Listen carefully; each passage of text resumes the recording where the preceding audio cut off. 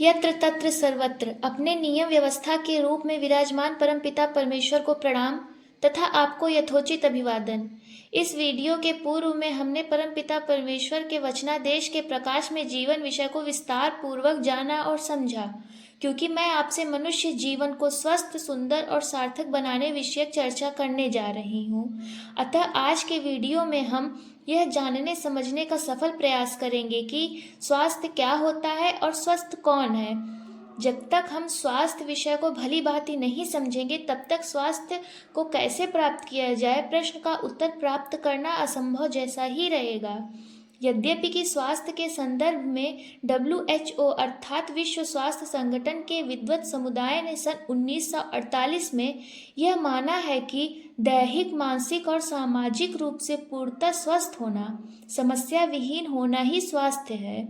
WHO की अपनी इस मान्यता को इस तरह से भी कहता है कि किसी व्यक्ति की मानसिक, शारीरिक और सामाजिक रूप से अच्छे होने की स्थिति को ही स्वास्थ्य कहते हैं। WHO के विद्वत समुदाय के स्वास्थ्य विषयक इस निष्कर्ष का स्वागत तो किया जा सकता है, परंतु केवल इस निष्कर्ष को अपने भाव, विचार, व्यवहार में धारण करके जीवात्मा के मनुष्य जीवन को स्वस्थ नहीं बनाया जा सकता है। क्योंकि WHO किसी जीवात्मा के मानवीय जीवन के स्थूल एवं सूक्ष्म पक्ष की ही बात करता है। WHO को जीवात्मा का मानवीय जीवन के स्वतंत्र अति सूक्ष्म पक्ष का ज्ञान नहीं है।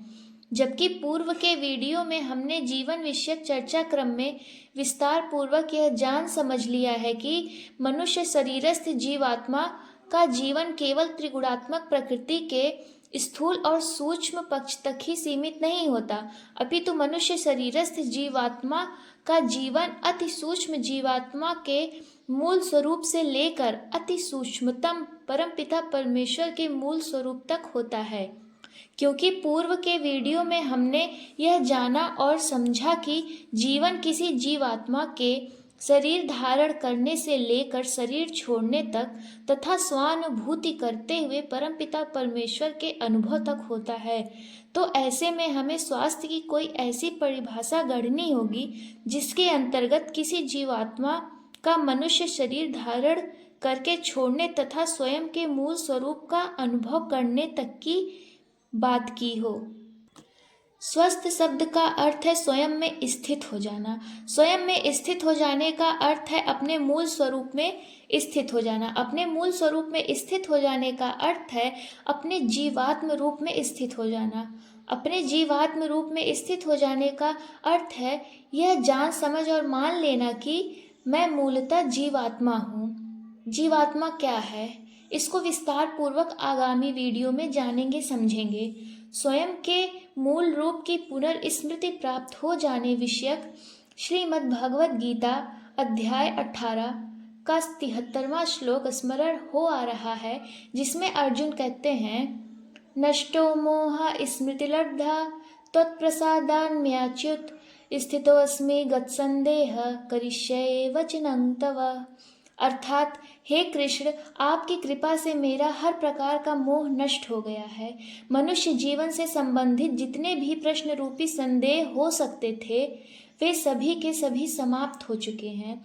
मुझे अपने जीवात्मा रूपी मूल स्वरूप का बोध हो गया है, अर्थात मुझे अपने मूल स्वरूप की पुनर्स्मृति प्राप्त हो गई है। मैं अब वही करूँगा जैसा आपने कहा है। इस प्रकार मैं यह कह सकती हूँ कि जब तक हम शरीर, मन और समाज को लक्षित करके स्वास्थ्य प्राप्त करने का उद्यम करते रहेंगे, तब तक हम पूर्णतः स्वस्थ नहीं हो सकते। पूर्णतः स्वस्थ होने के लिए हमें मनुष्य शरीर के स्थूल, सूक्ष्म और अति सूक्ष्म पक्ष का विस्तृत ज्ञान होना आवश्यक है। मैं ऐसा मानती हूँ कि कोई भी तथ्य तब तक सत्य नहीं माना जाना चाहिए जब तक कि परमपिता परमेश्वर उसे प्रमाणित न करते हों। मनुष्य जीवन के स्थूल, सूक्ष्म और अति सूक्ष्म पक्ष के संबंध में परमपिता परमेश्वर अथर्ववेद 10वां कांड सूक्त 2 मंत्र संख्या 31 में कुछ इस प्रकार से कहते हैं, अष्टाचक्र नवद्वारा देवानां पुरीयोध्या तस्यां हिरण्ये कोश स्वर्गो ज्योतिषावृत। अर्थात हे मनुष्यों, तुम्हारा यह शरीर देवताओं के निवास करने वाली अयोध्या नगरी है। इस अयोध्या नगर रूपी शरीर में एक तेजस्वी कोश है, जो तेज अर्थात ईश्वरांश आत्मा से परिपूर्ण स्वर्ग है, जो 3 आवरण अर्थात स्थूल, सूक्ष्म और अति सूक्ष्म से घिरे उस तेजस्वी कोश में स्थित ईश्वरांश आत्मा को ज्ञानी ही अनुभव कर पाते हैं। तो देखा आपने, परमपिता परमेश्वर मनुष्य शरीर के भीतर का रहस्य कैसे वर्णित करते हैं। परमपिता परमेश्वर के इस वचन द्वारा यह पूर्णतः स्पष्ट हो जाता है कि हर मनुष्य शरीर में अति सूक्ष्म रूप से एक जीवात्मा विद्यमान रहता है। जब यही जीवात्मा अपने शरीर और मन को इस योग्य बना लेता है जिससे कि वह लेस मात्र भी दुख का अनुभव नहीं करता है, तो वही स्वस्थ हो जाता है। इस अंतिम सत्य को मैं इस तरह से भी कह सकती हूँ कि मनुष्य शरीर में निवास करने वाली जीवात्मा अपने मानवीय जीवन को स्वास्थ्य तभी प्रदान कर सकता है जब वह स्वयं के मूल स्वरूप को जान पहचान कर स्वस्थित हो जाए। मैं विश्वास करती हूँ कि स्वास्थ्य क्या है और स्वस्थ कौन है, इस प्रश्न का संतोषजनक उत्तर आपको मिल गया होगा। स्वस्थ, सुंदर और सार्थक जीवन विषयक चर्चा क्रम में आज बस इतना ही। शेष आगामी वीडियो में। ओम शांति शांति शांति।